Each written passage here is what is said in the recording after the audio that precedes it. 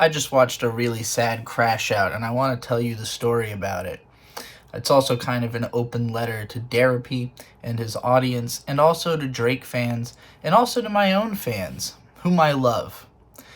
Money doesn't make me happy. You know what does? This public Discord server that I run. And I know you're thinking, how can that even be possible? How could a public Discord server be a mental health positive in your life? It sounds impossible, but I worked really hard to make it happen. And it's not just good for me, but there's at least 6 or 7 other people in there who are like, wow, this Discord makes me really happy. It's not something that you could jump into and have a good time there. Probably. But I'm going to teach you how to do it. I'm going to teach you how to build a community. It's going to take time and effort, but I'm going to teach you how to do it. All of you, everybody watching this. Because if you're already in my community, you know who you are. This might be the most important thing I say in this whole video, so hopefully I edited it towards the front. People who are trying to be normal or who care about what is considered normal are a minority. People who are trying to be normal are a minority. Normal is a circle that we draw around a bunch of habits that we see lots of people having. But there's no single person who is normal because everyone has habits that are outside of the norm. I am pretty normal because I eat, sleep, live in a house, I use the internet, nothing I do is outside the purview of normalcy. The things I say and the things I think about are deeply abnormal. But does that make me an abnormal person? Or does it just make me an abnormal thinker and an abnormal speaker? Normal's not real. Again, normal is a circle we draw around a bunch of shared traits. There's no one normal person. So if you are trying really hard to be normal, you're a fucking idiot. And you haven't figured shit out at all. So, stop trying to be normal and be yourself. And figure out who is similar to you. Because it's not that many people. And none of them are going to be the same. Nobody's going to share all of your thoughts on everything. Nobody's going to share all of your interests. Alright? But in my Discord server that I love so much, I have friends who I can talk to about Doechii, who I'm obsessed with, Kendrick Lamar, who I'm obsessed with. I have friends who I can talk to about anime, which I used to be obsessed with, and so I have a lot of knowledge about it. I have people I can talk to about making music, because they also make music. I have people I can collaborate with on making music, because we make music together. I have people who I can talk to about my emotional state, because they have similar emotional states to myself. I have people I can be myself around because they think that my behavior is relatable to them uniquely. Not a lot of other people feel the way we do, but we feel similarly to one another, and it makes it more affirming that, oh, I am a person because there's another one, you know? So, I get what I want out of my community. I don't need it to be more than it is, but I do want it to be more than it is, because I want everyone to be happier than they are. Most of my community, they're kind of depressed because there's not that many of us, and because there's not that many of us, we don't have a lot of social power.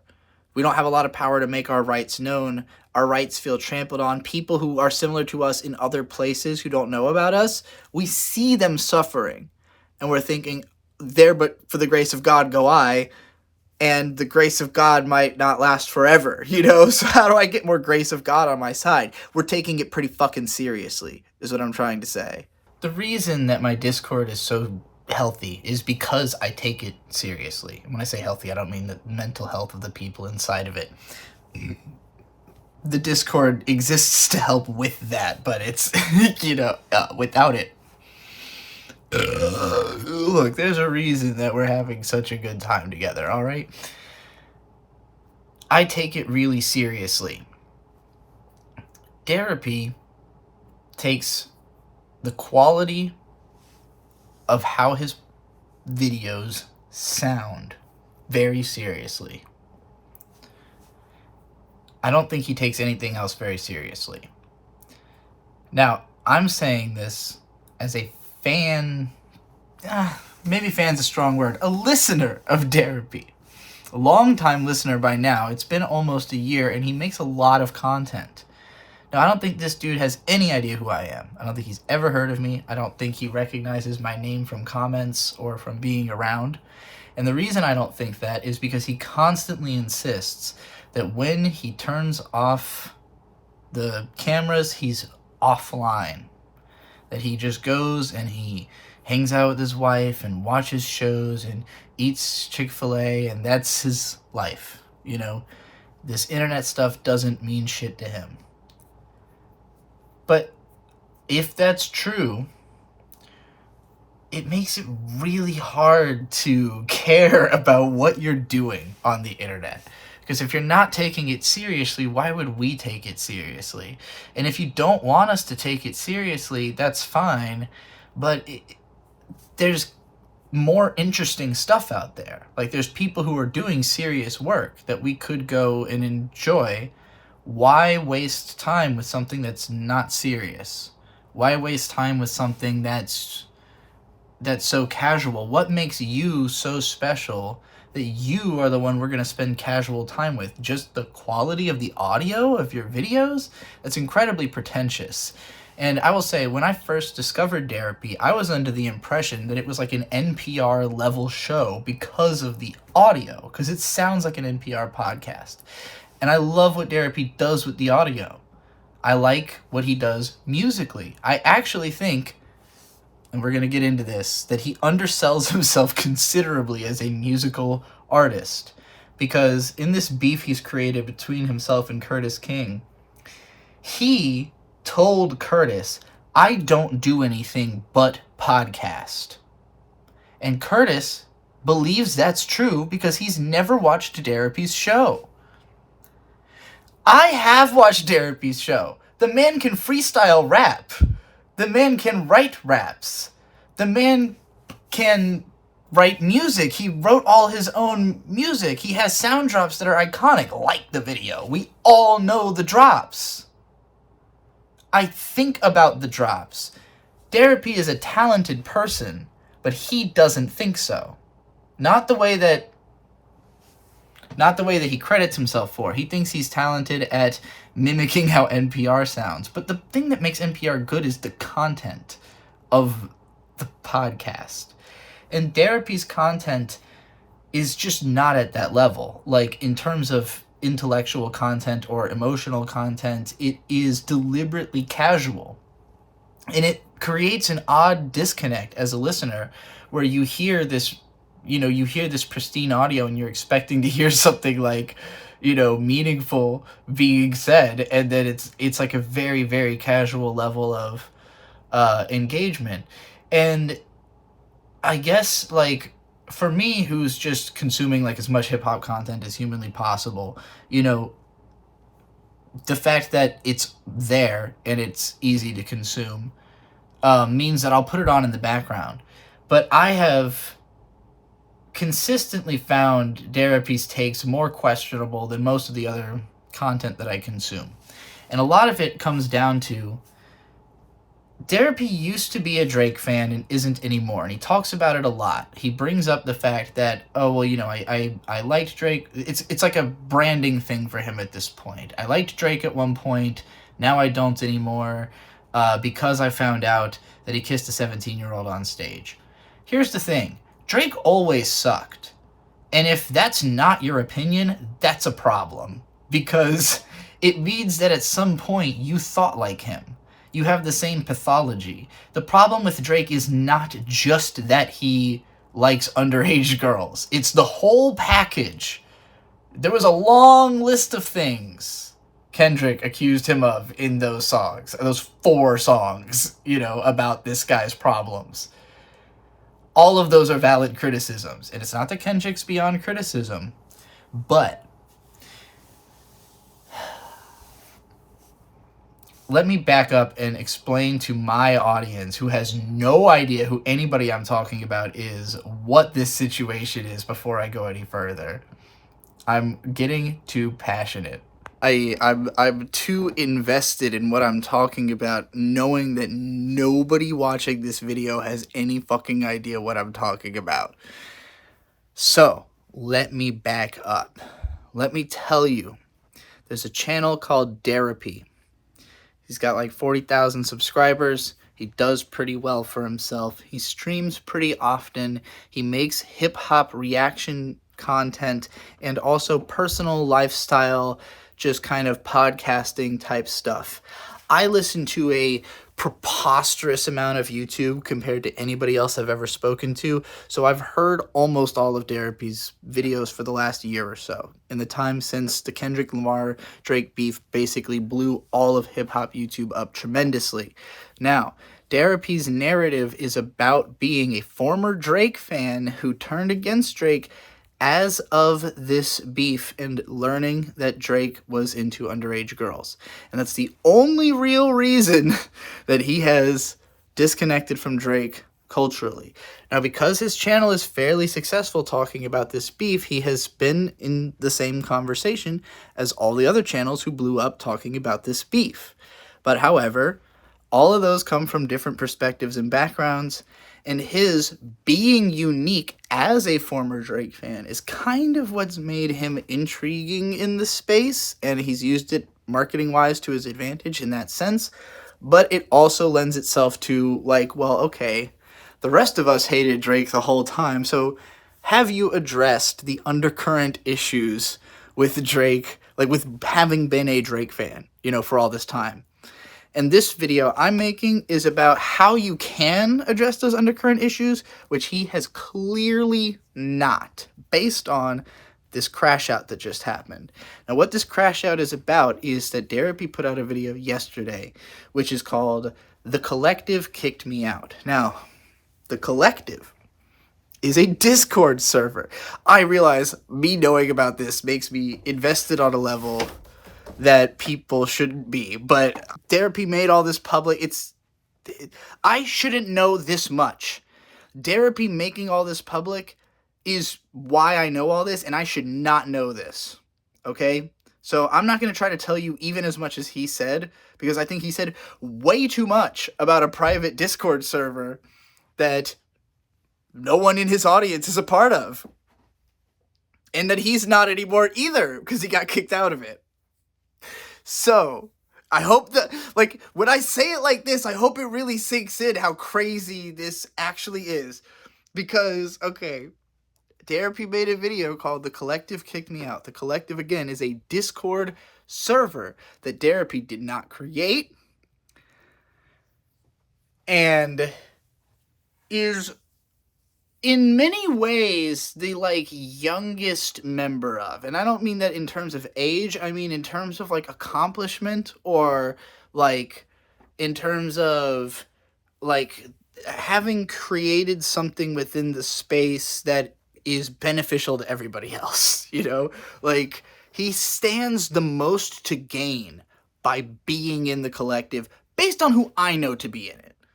People like Curtis King, who's got 375,000 subscribers and an insanely healthy channel, which, by the way, 375 today is what 1 million was 10 years ago. And my 250,000 is fake. I've got like 10,000 subscribers. That's how you should think of my channel. 10,000 sub channel, nothing more, nothing less. Like, but 250K, that's a fucking lie. Those people have not hit unsubscribe yet. But Gatekeep and Curtis King, their subs are real. 40K and 375 that are real, you know? Curtis King's channel is fucking huge. It is incredibly successful. It's taking in a lot of money. It is a huge opportunity to be a part of it. The reason that the collective exists is that this other YouTuber named Deleted, whose thing is making pack-out videos where he's like just dissing somebody who really deserves it out of culture. But the reason that Deleted's videos are great is not because they're packouts. It's because of the targets he chooses all really deserve it. They're really bad people. To be someone who recognizes what a really bad person is, you have to be a really good person. And Deleted is obviously a big pussy. Even a bigger pussy than Kendrick Lamar, and I love both of these men for the same reason. But I'm sorry, Deleted. I had to. But when I listen to Therapy, oh man, the real reason I'm crashing out so hard is that at the start of his live stream that he did about this, which I could not finish, Therapies, I mean, he said of Kendrick Lamar, people think I'm like a Kendrick channel now, that I used to be a Drake channel, now I'm a Kendrick channel. I don't know. I don't care about that little pipsqueak either. Which, dismissing Kendrick Lamar out of hand like that is like incredibly revealing to me. I love that man. I love Kendrick Lamar. I will even say I have love for Therapy. And I was originally going to say that at the top of the show, but when I watched the live stream, I got a lot angrier at him. And I wanted to bury that a little deeper because I was like, oh man, I have love for you because I've watched so much of your show, and I do appreciate you as a rapper and a musician and as somebody who cares about soundcraft, which Curtis would like about you if he knew you. But you fucking lied to him and told him that you don't do anything and that you would just yap. You fucking lied. You are a producer. You are a rapper. Curtis would love those things about you. You didn't fucking tell him that because you're insecure and you don't think that you're at the same level as him. Why? I'm confident that you can out freestyle me, and I've been rapping for 12 years. Assuming you aren't just reading writtens every single time that you do everything you do, but like, because I know you do sometimes just do your writtens. But your writtens are not bad. Look, I'm a rapper. I rap very, very well. You can find proof. I'm not going to do it in this video. That's not what this is about. But I think you can rap. I think you deserve a chance as a rapper, and I think that you are undercutting yourself by telling Curtis King that all you can do is fucking yap, and that's why you deserve to be interviewed. That's absurd. Why would you say that to that guy? Like, I'm just a fan of his content, and I know that he's a fucking producer rapper. Like, why wouldn't you approach him on that level, as opposed to, oh, I can yap? He doesn't want to talk to people because they yap. He's trying to interview people who do things other than yap. That's the explicit point. You don't need to interview somebody who's talking all the time. That's why nobody interviews me. I interview myself through video every day. You don't fucking need to be interviewed if you talk all the time. What is wrong with you? Okay, so, as you hopefully know, because you don't live under a rock, last year, Kendrick Lamar and Drake, two of the biggest rappers of their generation, my generation, the millennial generation, I'm 33, they went to war with one another. And Drake summarily lost and was packed out of serious hip-hop culture for good.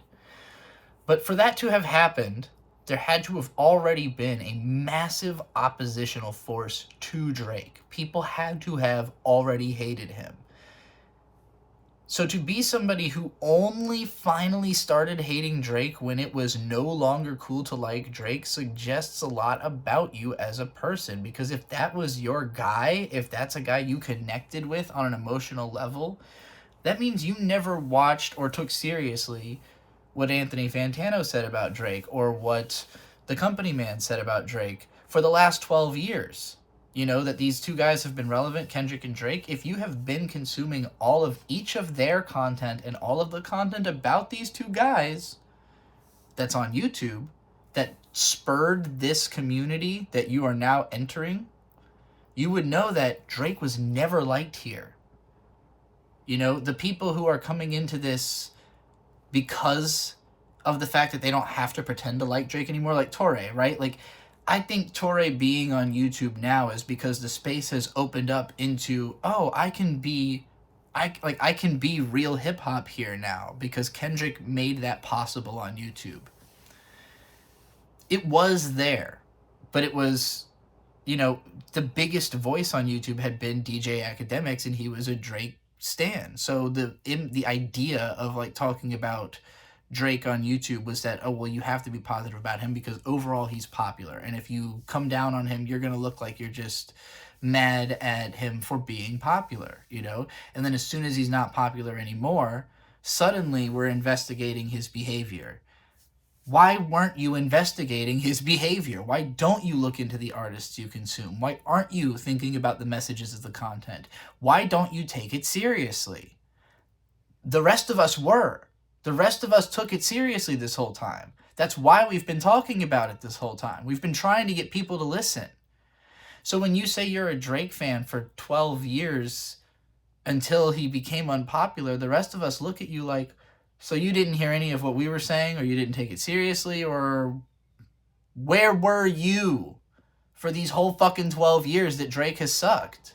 Therapy has never humbled himself to this fact. He always acts like it was justified to have been a Drake fan until finding out that he had questionable relationships with younger women. And it's like, again, if you had been paying attention to the scene, you would know that like hip hop heads never took Drake seriously. Never. He was never anybody's guy in the, you know, like, and I mean, the company man made the GOAT piece on him just to be fair. Literally just to be fair. Because again, you could not come down on the top guy in the game and not have people just call you jealous. But as soon as he's not the top guy in the game anymore, that whole argument falls apart. We are in a literal cultural shift. Kendrick Lamar actually changed culture to make being like Drake unacceptable going forward. So you actually have to change your behavior. You can't just pack out Drake. You have to change the behavior that made you like him in the first place. You can't think that it was okay to have liked him up to this point just because you didn't know that he had really extremely questionable behavior.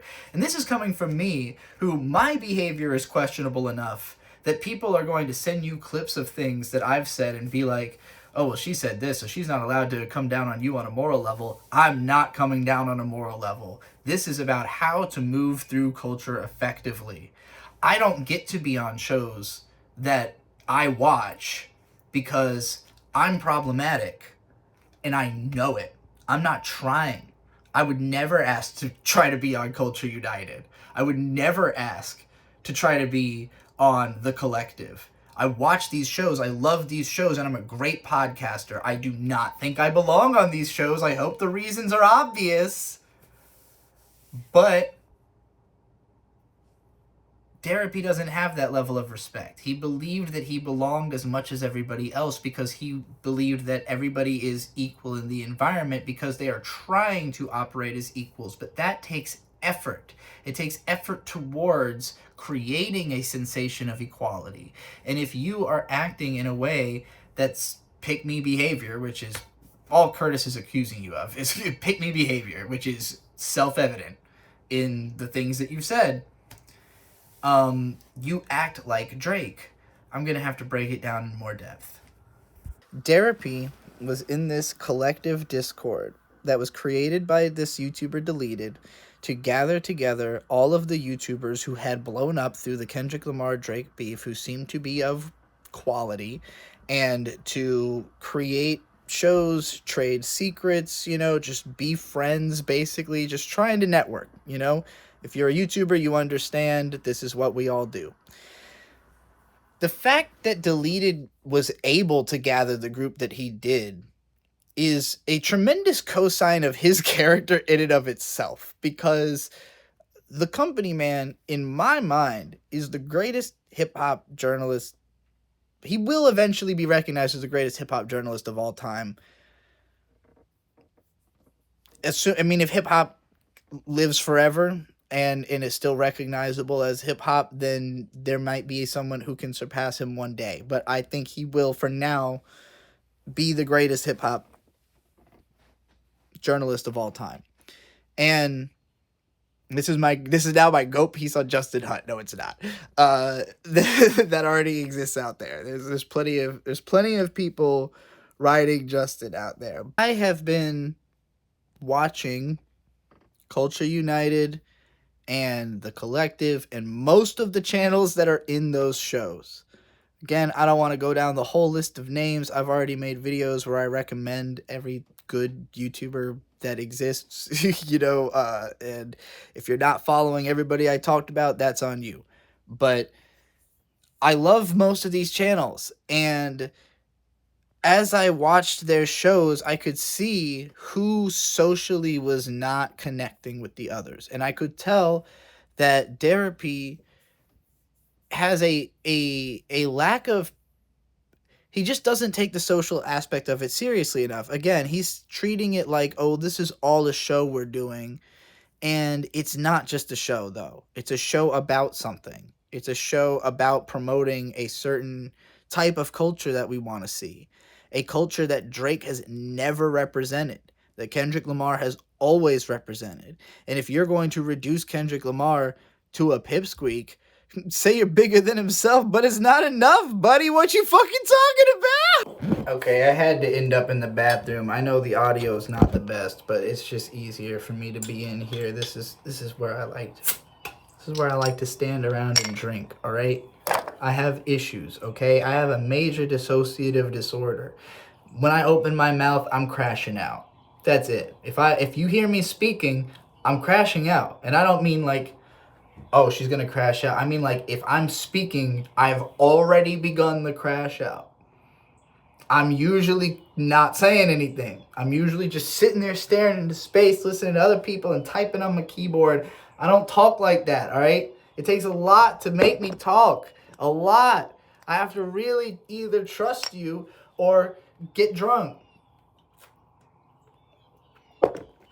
And I definitely don't trust you. On the subject of trust, I feel differently about that word than a lot of people, right? I don't think about, do I trust somebody in terms of, do I think they're going to do right by me? I trust people in terms of, are they going to do what they're going to do? Like, I trust that people will be themselves. I trust that they are going to do the way that they display themselves to be. When I said that I am confident Therapy does not know who I am, even though I've been following his channel for a year and I'm sure I've left comments on it, it's because he says he does not read the comments. He says he does not register the audience as individuals. I believe him. I have an easier time believing that Curtis King, who is a much bigger YouTuber with a much bigger audience, might know who I am. Why? Because I get emails when people heart my comments. And I left a comment like a month ago on his GNX remix that said, I can't wait to hear this when I'm in California again. And he hearted that recently. Now, I'm not saying, oh, that means he knows who I am. I'm just saying that he has seen my name. I know it. I don't know that about Therapy. He never hearted none of my comments, as far as I can remember. I know the company man knows who I am because I pay him. I'm a subscriber. I know that Kiki knows who I am because I hang out at her live chat almost every night. So I know some people know who I am in the sphere surrounding Therapy, but I don't think he knows who I am. And that's because of trust. I trust certain people to be curious. And Therapy's not curious. He has displayed himself. He has openly spoken to say, I'm not a curious person. All I do as soon as I log off is I forget about all of you and I go watch a show and hang out with my wife. Why do you think that's normal and not weird? Why do you think that it is normal to share your real life experiences all the time and know nothing about the people that you're sharing those experiences with? That's fucking strange to me. Curtis King doesn't need to know very much about me because it won't help him. I'm younger than him. I'm white. I'm from Virginia. I'm on the literal opposite side of the country. I don't bring in money. I'm not somebody he needs on his show. I wouldn't help. I am watching him so I can learn. I am humble to the experience of getting to experience a Curtis King live stream. I've learned a lot from his interview series because the people he interviews are always interesting. It's why I'll watch any Torre interview. I don't have to know who the fucking person is. I trust Torre to interview an interesting person, so I'm always going to watch it. All I really trust Therapy to have is great audio and a very open, stance about, he keeps, what I like about him is that he holds his position. He's very adamant about his opinions. He will not be talked down from a position, but he also presents it like the dialogue about the opinions shouldn't be serious. Like that we should all be very casual about how we talk about everything. And that's not, being casual all the time isn't cool. That's what Drake does. That's what makes you read as a Drake fan, is that you want everything to be slack. You want everything to be not serious. You want everything to be not a big deal. And some shit's a big fucking deal. Sometimes people get emotional. Sometimes it matters. And the most embarrassing thing about this fucking live stream you did is that you spend the whole time cackling like a hyena and insisting that you're not mad.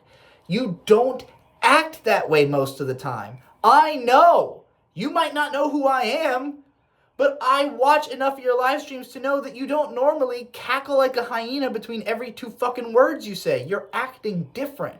Everybody can see it except for you. Or you think we don't, or you think we're... Hey, Drake, they're not slow. All right? We see you. But do you see you? You have to be able... If you're capable of analyzing other people's behavior and what they're doing wrong, you have to analyze your own behavior. You have to turn that inward, or else other people will not respect you. Because they're thinking, why are you judging me when I'm not saying anything about you? I haven't even opened my mouth about all the things that I could criticize about you, because you don't realize that you could be criticized. You aren't looking at your own flaws. Now, you're also not looking at your own strengths, is the sad part. You're telling Curtis King, a producer rapper, that all you do is yap when you're a producer rapper.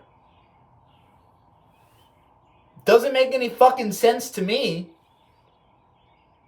If I talk to Curtis King, the first thing I tell him is, I'm a great rapper. I can rap on any beat.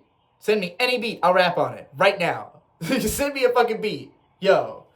Peep the style of the kids checking for it. My number one suggestion is you motherfucking floor it. Got bored of the bullshit, old of the new shit. Cool it, switching the bitch, whole school brick. Cut up all your genitals, swap them, kill a couple cops and set your fucking block on fire, start over. Put a Range Rover through Fort Knox, kill a couple more cops and burn the Federal Reserve / swerves. Stab a perv in the throat. Clip Joe Rogan on your way to Elon Musk. See that motherfucker dusted in the duster when I clutch the bomb. I set off gold kabam. You motherfuckers don't know me. I'm crazy as shit and I'm OG Trixie Goldie. Witch in the building, run, she might burn the whole thing down just for fun. She loves being out in the sun. No, really, run. What I see in Therapy and in Drake is that you are running away from the art. And all we want from you is the art. We don't want anything other than the art. The art is the only thing that will help us. It's the only thing that will make us like you. It's the only thing that will make us connect with you, understand who you are, be able to help you be who you are to the best of your ability. We cannot understand your goals if we don't understand your art. We just are going to be confused. We're going to be wondering what the fuck you're doing if you're running around confused as an artist. You're not a yapper. Yapping is a art. It is an art form. You are a podcaster. Podcasting is the name of the art that you do. All right? If you take podcasting seriously, then it means you want to say good things to good people. You want to be in the company of good people. Can you recognize a good person? Do you know what a good person is? Or do you only recognize when a person has crossed the threshold into badness by your standards? because that is not recognizing a good person. Recognizing a good person is figuring out who you need to emulate to better yourself. I want to be more like Kendrick Lamar, but I also want to be more like the people Kendrick Lamar wants to be more like, right? Kendrick Lamar doesn't want to be Kendrick Lamar. He wants to be Lecrae or D1. I think D1's a little too religious for my taste, but he is saying correct things. He's just got a very Christian lens about it. I'm an LGBT. I can't really fit into that crowd, you know? But I don't think that guy hates me for that reason, so I respect him. Just don't listen to his podcast. I stand on what I care about. I would never call Kendrick Lamar that pipsqueak. Not only because he's barely shorter than me, but also because, like, if you listen to people talk about being around Kendrick Lamar, all they talk about is how massive his presence is, how massive the people that surround him are, how much you shouldn't mess with him, how he hears and sees everything everyone says about him. I'd think about that. Curtis fully believes that that's true. So if Curtis had 19,000 people watching his new video where he tears you apart, do you think Kendrick's gonna come out on Therapy's side or Curtis's side? Alright, but let's let go of the imagination that Kendrick was on that stream. The company man donated $10 to Curtis King's stream to congratulate him and Deleted on running such a good community. Deleted was there. Curtis was very explicit that he would never talk about or interact with Therapy again. That's a fully burned bridge. Now, Therapy acted like he wasn't burning a bridge with his video, but his video could only exist if the bridge was already burned. So the perspective Therapy brought with it was basically, hey, they kicked me out of this Discord server, so fuck them. But he didn't say that in his video. He said, fuck this pattern of behavior they did, but they can change and then it's not fuck them anymore. What? No. That's not how this works. They kicked you out of a Discord server and then you crashed out about it publicly. No one ever had to know any of this. No one had to know any of this happened. You tried to expose Deleted and make him look like an even bigger pussy than he already obviously is. You tried to expose Curtis, who never even interacted with you. You just speculated based on, like, tweets and weird, like, you were like, oh, well, I know they're talking about me behind my back, and I'm upset about it. That's really what this came down to, is you knew Curtis didn't like you. And Curtis revealed through his live stream, I should explain this part. In Therapy's video, he is mostly talking about how Deleted, the guy who created the Discord server, kicked him out for killing the vibe by talking too much about money. And Therapy is very confused in his initial video about what he said that got him kicked out. Curtis King did a 4-hour live stream where he broke down every single thing, all of the interactions, all the receipts.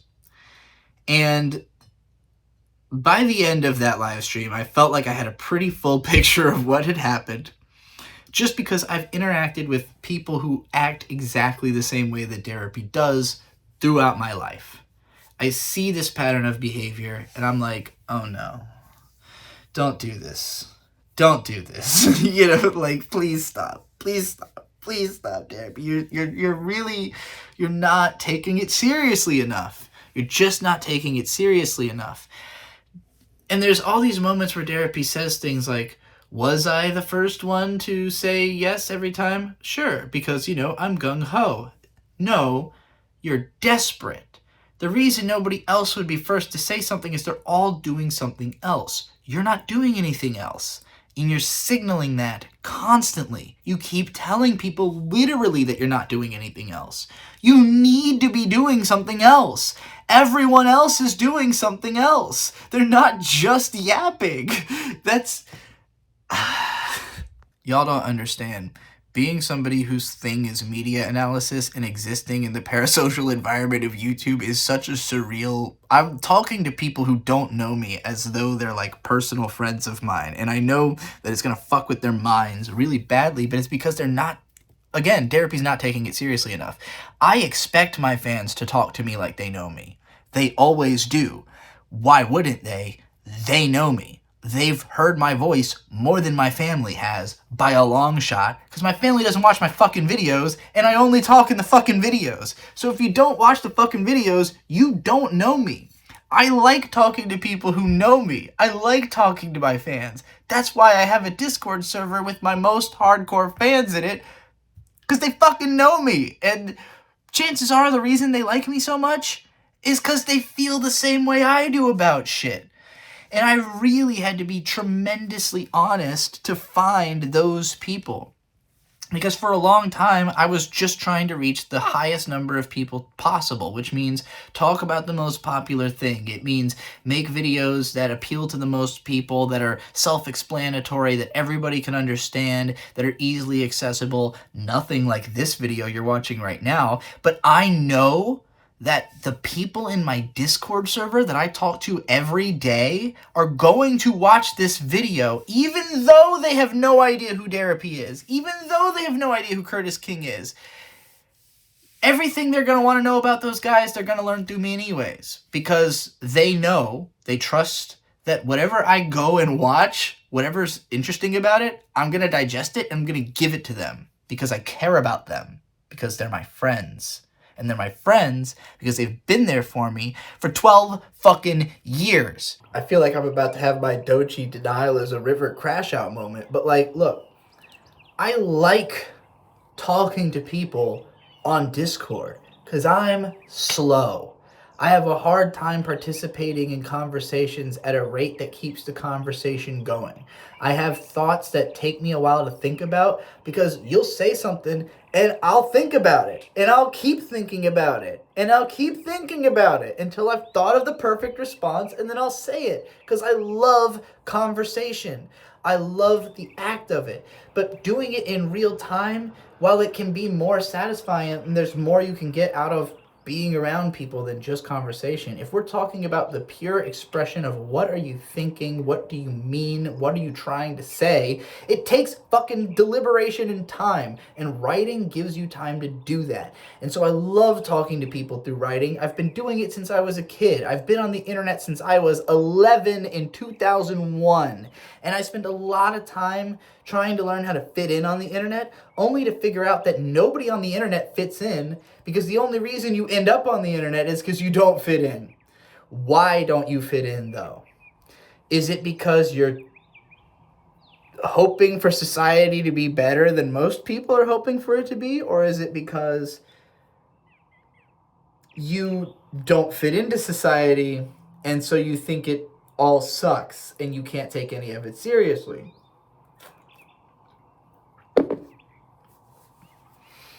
Wow, my eyes look blue as shit. I'm going to tell you right now that as a YouTuber, as a viewer of Therapy, and as a viewer of the podcast that Therapy is on and most of the people that he interacts with, before any of this drama happened, I had independently, in my mind, multiple times, the question, how long before this guy ends up, A, not a part of this anymore, and B, gets a normal job? And the reason is because it seemed like he wanted there to be a hard disconnect between his internet existence and his real life. And you can't do that. It doesn't work that way. You don't get to exist outside of reality and inside of reality at the same time. It's all interconnected. You have to take it seriously. You have to take your whole life seriously. You don't get to take part of it seriously and part of it not seriously. You have to take all of it seriously equally. That doesn't mean you don't get to make jokes, but making jokes doesn't mean not taking things seriously. It means making light of a serious situation so that it's easier to deal with. It's laughing about the pain. But you have to understand the pain to laugh about it. If you're not willing to investigate the pain, what are you really laughing at? You're laughing at nothing, which throughout that live stream that Therapy did, so just to back up again, Therapy did this 30-minute video explaining why he was kicked from the Discord from his perspective, which he didn't fully understand. So basically this video was like, I don't really get why I was kicked, but the fact that I was kicked makes me not want to be back. It makes me not want to be a part of this anymore. Fuck these guys, essentially. But also they can call me if they want to make it right. It was weird. I don't know why he didn't, like, my first reaction to this existing as I was watching it was, why didn't you talk to anybody before you made this video? Why didn't you contact Curtis directly? Because he kept saying in the video that he thinks it was really Curtis's fault. He's like, I don't believe this was all Deleted's decision. I think Curtis was behind this. And the whole time I'm like, why? Like, the only reasoning he gives is like a cryptic tweet. He never explains why he thinks Curtis would have it out for him like this. I, as a fan of both channels, I trust Curtis King. In fact, I trust him more than Gatekeep based on the things he says in his content. And when I say trust in this case, I mean trust to do right as a person. Like, Curtis gives great life advice all the time. He has tons of perspective.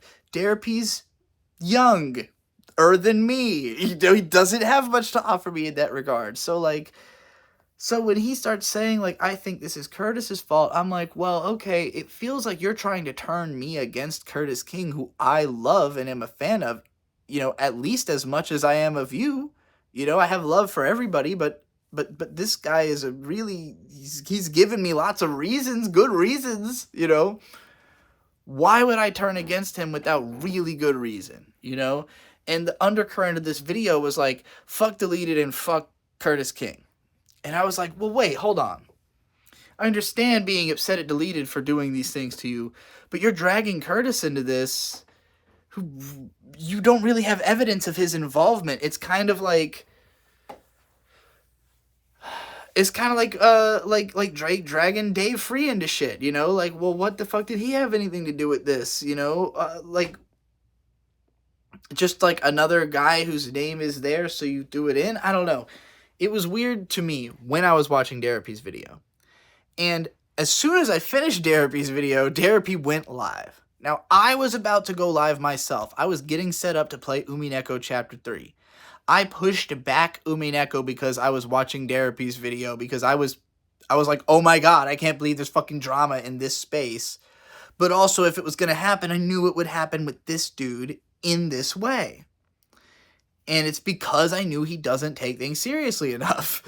And so when he made this video, I'm just like, bro, you are making this way bigger than it was. Getting kicked out of a Discord server is not a big deal. Making a video about getting kicked out of a Discord server publicly?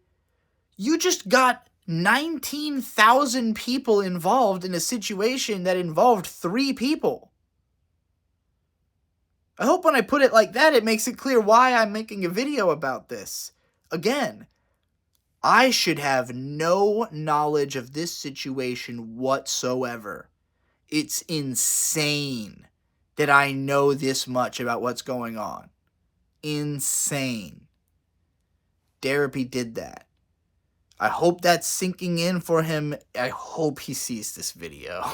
I realize this is a very weird thing for me to make like a video about, and it's only because I really make my videos mostly to try to heal the internet. That's what I think I'm trying to do. I've been here forever. Again, I've been here for 20 years. I've been here longer than I have not been here. I've been on the internet most of my life because, again, I have a really major dissociative disorder. I could get into what caused that, but it'd take all day. I don't connect with people very easily, you know, so I've been on the internet forever, and I didn't connect with people on the internet very easily until very recently, and it really required me to take super seriously that I am trying to find people who are like me, and there's not a lot of us. There's just not a lot of us. There's not a lot of people who really understand my perspective enough that they can help me with it, or that I can help them. You know, like, I want to be helpful. I don't want it to just be that people are coming to make my life better, you know? Like, I want my life to be made better through the process of making someone else's life better. It's the most... What's the words I want? it feels good, just feels the best to live that way. You know, like the self-accepting way to live is like, which I think therapy, like the show's called Therapy. Like the concept of it is that it is therapy. It's therapy for Derek. That's the guy. So, which ironically, you know, my friend growing up who was similar to him in behavior was also named Derek. What is it with Derek's? But like, you know, he's doing the show because there's a lot on his mind he doesn't get, and he's trying to put it out there into the world and get it off his chest, but he doesn't listen to the response. If you don't listen to the response, where's the therapist? Are you your own therapist? You're that confident that you know that you have the answers? You were a Drake fan. Your guy was a pedophile. You're like, but I didn't know. Weren't you suspicious? Did you never read any of his lyrics? I keep hearing in my head the jingle. Therapy. Season 3 of Therapy. Because, again, what I like about Therapy the most is that he is a musician. He is a sound technician. His show does sincerely sound like an NPR podcast, and he is proud of that. But that's not how he sells himself. It is why he makes money, but it's not how he sells himself. Because he is insecure about his own talent level. He undersells himself. He insists that he is less than he is.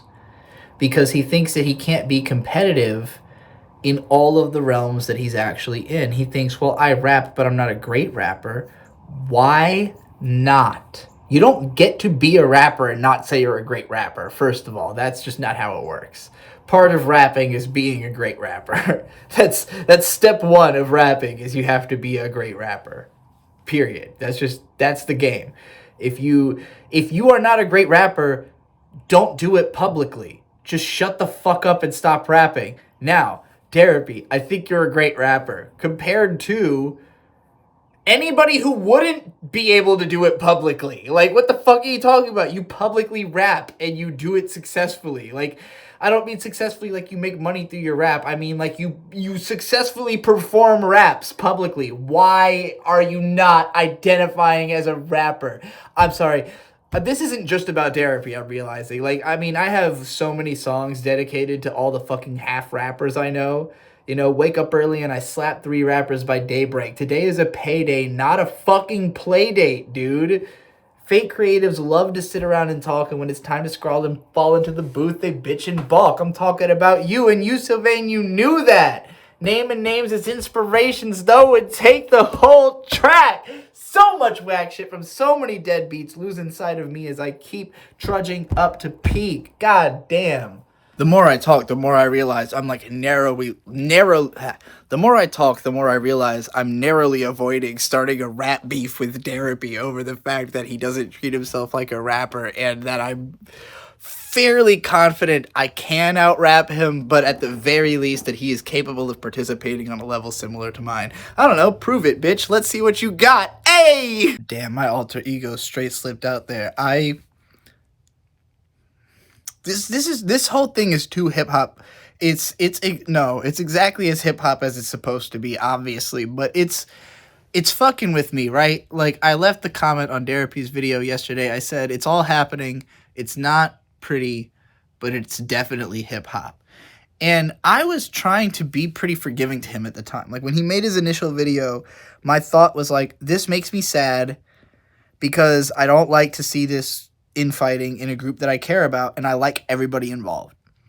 And the way Therapy painted it made Deleted look bitch made and made Curtis look suspicious, which made me suspicious. Again, I trust Curtis, and I like Deleted. Nothing that was said about Deleted or that Deleted had said surprised me. I was like, that's the guy I think that guy is, you know? In fact, that's kind of what I like him for. I kind of like that he is that guy. Like, none of that was mysterious to me. I like him for who he is. I understand he's a controversial guy. Not everybody's going to like him. And I understand why people don't like him. I like him. I think the guy's good. I think he's just a good dude. I think Derapy coming at that good dude the way that he did in this video makes Derapy look like a worse dude than Derapy should look like. And I don't think he sees it that way. And I don't think his fans see it that way. Because they want to back their guy. And I get that. I get wanting to back your guy. But what you want from your guy is improvement. You want him to be the best guy he can be, because the best guy he can be will make you the best guy you can be. And if you're trying to resist that, he should be kicking you out of his community. He should know who's in his community. He should root out the bad elements. And if he can't do that, it means that all he cares about is being popular. He doesn't care about who's in his audience, which is what Drake feels. Kendrick cares who cares. And he wants to change people. He's like, if you want to care about me, you have to change who you are. And it's working. Culture is changing. People are changing. People are changing what they care about. They're saying, you know what? I actually do care if that guy's a pedophile. I actually do want to look into it, you know? But, you know, I do want to have a conversation about whether Kendrick's allowed to work with Playboi Carti. Like, that is a worthwhile conversation. All right, I told you I was going to teach you how to build a community like mine. So, first of all, the number one rule, it cannot be based on money. You cannot base your community around it being people who pay you. It's fine if the people in your community give you money because they care about you. But you cannot say that, like, my community is whoever gives me money. Because what that signals to people is that money controls you, and whoever has the most money decides your fate. And that's probably not true. Because if it was true, you would just go for the highest paying job available. You would not try to do something you were passionate about. You wouldn't try to talk because you love talking. You wouldn't try to rap because you love rapping. You wouldn't try to produce because you love producing. You wouldn't do things you were passionate about. You would do things that would make you money.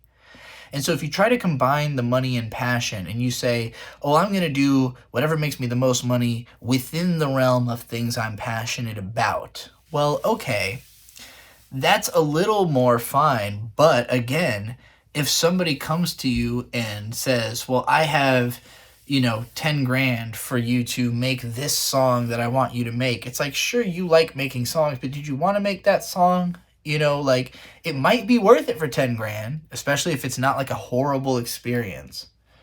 But if it is a horrible experience,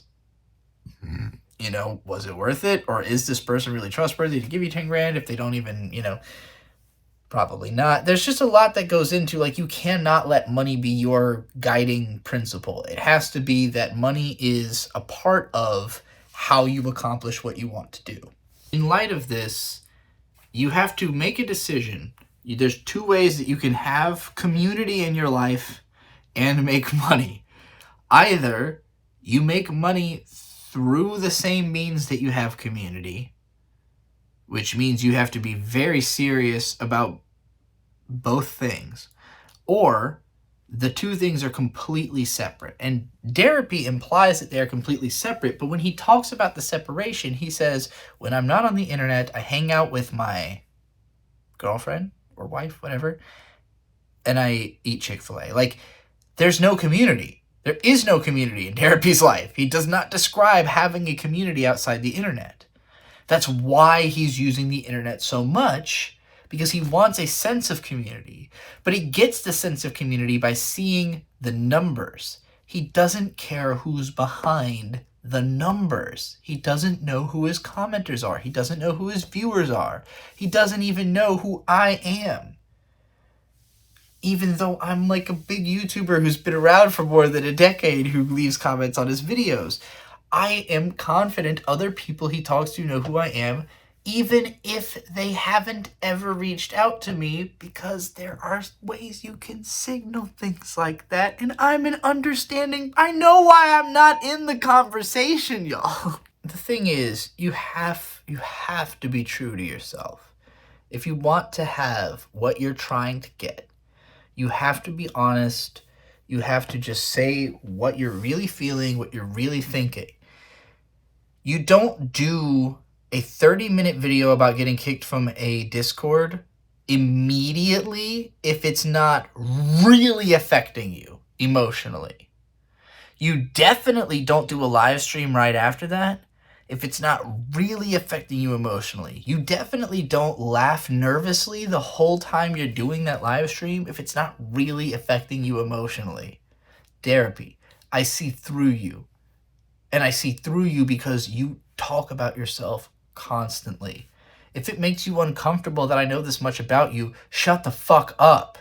Stop talking about yourself so much. Stop talking about your circumstances so much. Stop talking about everyone around you's circumstances so much, about things they're not making public. You don't make other people's business public. It's just you are escalating things to a level you don't comprehend.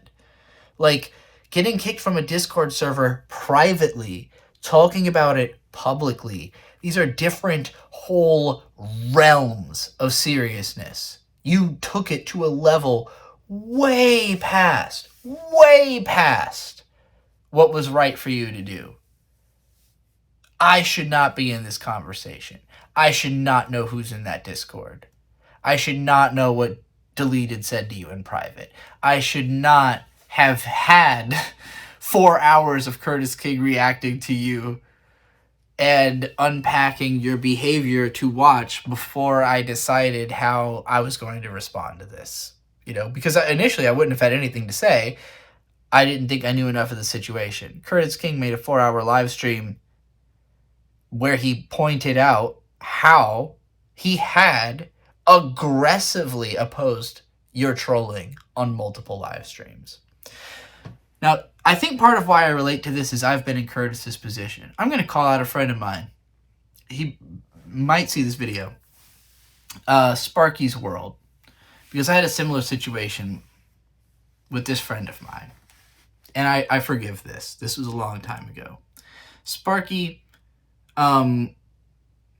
was a younger person who I had as a part of a podcasting group. I had a show called The Weebcast that I created and eventually gave to this asshole named Mother's Basement, who ran it into the ground expectedly. But we had this show. It was me, Mother's Basement, Best Guy Ever, Sparky's World, and Nino. Not everybody turned up to every episode. We sometimes invited other people onto the show, but that was the core cast. That was who was in the Skype group. I think it was still in the Skype days that we were doing this. And there was this one time that Sparky pretended that he had found this older mysterious YouTuber that we were all fans of called Mr. B-Tongue and invited him into the Skype group. And we were very confused and suspicious and kind of asking questions. And then he, after 15 minutes or so, revealed it was a prank. And this put me and Best Guy Ever off from working with or talking to him for a long time. It was such a weird thing. And I get that from his perspective, it was just this would be a funny prank to play on these guys. But we didn't really know him like that. It's not like we were close friends or that we knew each other super well. From our perspective, it was okay, you tricked us into thinking a guy we respect for some reason knew about and wanted to talk to us. And we were suspicious of it because that seems so unlike him. And then you revealed it was you. And now what are we supposed to feel other than wow, fuck you? What other feeling would there be? Haha, you got me. That's really fun. No, why would I want to be the victim of a prank? So it just made me think, oh, this is the way you are. I'm not going to talk to you. Immediately hands off. That's what I see in therapy here. If your reaction to getting kicked from a Discord and being kind of softballed about it, you just kind of killed the vibe, man, sorry, but maybe later you can be a part of it again. And you immediately went to the internet and turned your audience against the people who did that, that's, big trust issues from a YouTuber's perspective. Your audience is going to love you because you're spilling tea and they don't have any fucking perspective in any of this. They just want tea. It's all they care about is, give me more tea. I want the tea. Feed me sweet. Feed me mommy. Give me tea. You don't fucking know your audience. You don't care about them. You don't like them as people. Their opinion doesn't matter. They're, as far as I'm concerned, not human. You are a human because you make things.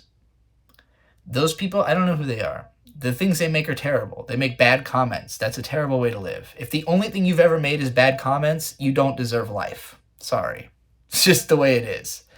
Being like a life of a bad YouTube commenter, you don't deserve to breathe the air. The best way that you can gatekeep people is by just simply being as honest as humanly possible. Whatever you feel, say it, and if people don't like it, they can stay the fuck away from you. The reason I didn't think Gatekeep would be around the collective for long is that it didn't seem like he liked those guys. It didn't seem like he really respected what they do on that level of thinking like, wow, I aspire to be like these guys. It seemed like he thought these guys are kind of ridiculous. Like, he literally doesn't respect the fact that the company man has forgiveness for Ye. And like, I don't agree with the company man's forgiveness for Ye entirely because I feel a little differently about Ye than he does. But I understand it, and I would love to talk to him about it. I'm not going to sit here and be like, fuck the company man because of his opinions on Ye or his opinions are dumb. Like, no. I get why he has his opinions. They're not dumb opinions. I'd love to hash out with him. I'd love to try to change his opinion. That would be great. Having a conversation where I try to change his opinion, that would be great. Making fun of his opinion, not great. I get why he has it. If you can't see it, if you don't get it, that's you being disrespectful, and Gatekeep doesn't get that.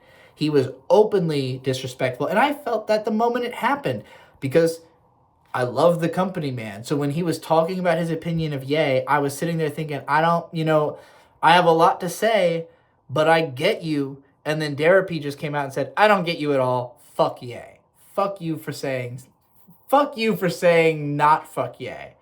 And like, I could see the company man just taken aback. And if I had to say why I'm making this video more than anything, it's that like on Gatekeep's original video, one of the top comments, and he's hearted a bunch of comments to say things like this, is suggesting that even though Deleted and Curtis revealed their true colors or whatever, the company man or Screwface, they would still be on your side. There's comments that keep implying that, and Gatekeep keeps hearting them, and I'm like, bro. And there's a moment in Gatekeep's stream early on where he's like, you don't think if the company man like packed me out that I'd just watch it on stream and laugh about it? Bro. If the company man packed me out, I would be depressed. Okay, my iPhone storage filled up and I had to make space, which is how I know this video's gone on way too long. So let's get into a little bit of the nitty-gritty of how to make a good community, all right? First of all, hide it a little bit. Don't make it so accessible that people can just click on it right off the top of the internet. Your goal is not to have the biggest community possible. It's to have the healthiest community possible. A community that makes your life better, that cares about you, that you care about. It's not about making money because in the long term, you can make money many different ways. If you care about having a community, work on having a community, not on making money. I personally hid my community behind a very light level of work. All you have to do is go to another channel and type a link in instead of just simply being able to click on it. But that little bit of work means that you're not going to join if you don't really want to be in there. It's not so easy that you can casually do it. You have to put in a little fucking work to prove that you actually care. Then, once you're there, you gotta read the fucking room. Because, I mean, I have pretty strict rules in my Discord that are established. When you join, it sends you to the rule page. There's a long list of rules. They're pretty draconian. If you say anything that insults me or my mods, we're just going to kill you. Right off. When you start lurking, you will quickly realize if you're not transgender you're not going to understand a lot of the conversation. And, you know, like, if you are, like, I don't know, like, if you don't know who I am, if you're not a fan of me, if you don't know my if you're not watching my content, you're really not going to be able to keep up with what we're fucking talking about, you know? Like, it's my fans. It's people who are like me, who care about the things I care about. And now, granted, in order to find these people, initially, I cast a very wide net. I made content that I wanted people to see, but it was about things I cared about. It was about, at the very least, the community that I'm a part of, or that I saw myself as a part of. But I narrowed that down over time. And the only way I can narrow it down is by being more and more honest, you know? Like, I had all of these feelings about gender that I didn't really know how to express. And when I transitioned, it scared away a lot of my audience who didn't want to think about that shit or just didn't care, you know? And, like, it wasn't a core part of the experience of my channel in the beginning because I didn't know how to talk about the gender experience, even though it was kind of core to my whole involvement in the things I care about. It's just that I talked about things in such a surface level from my perspective. From other people's perspective, what I was saying was deep, so they connected with it and they thought like, oh wow, you're saying all this deep stuff. But when I got really deep, a lot of those people were like, this is too deep for me. I don't connect. I don't understand anymore. I'm leaving.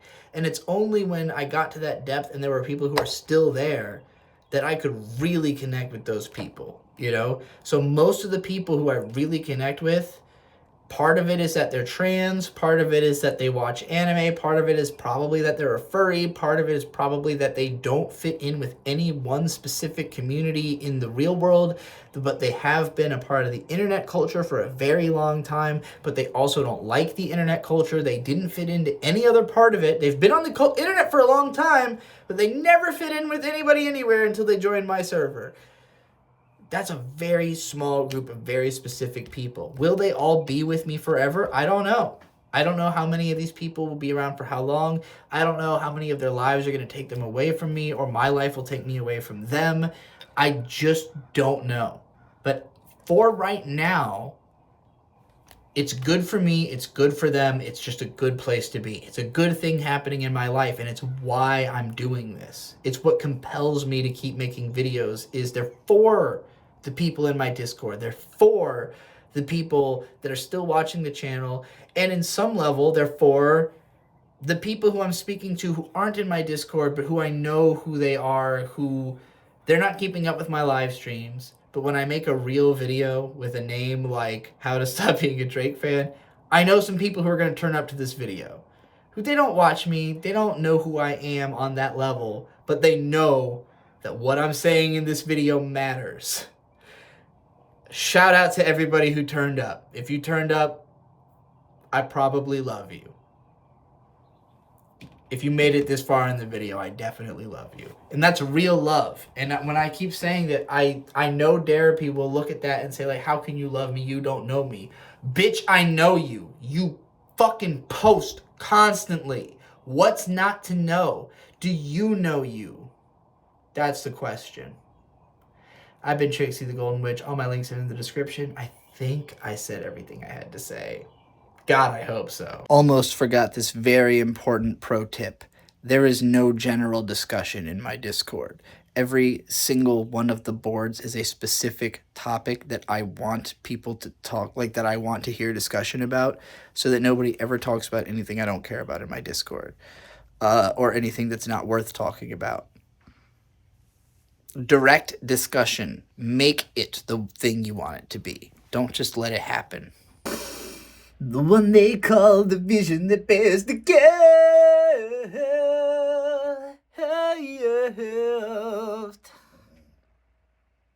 Will do the children really understand the things you did to them, and why, oh why, should they conjure up the will? For you, my love, I would kill him.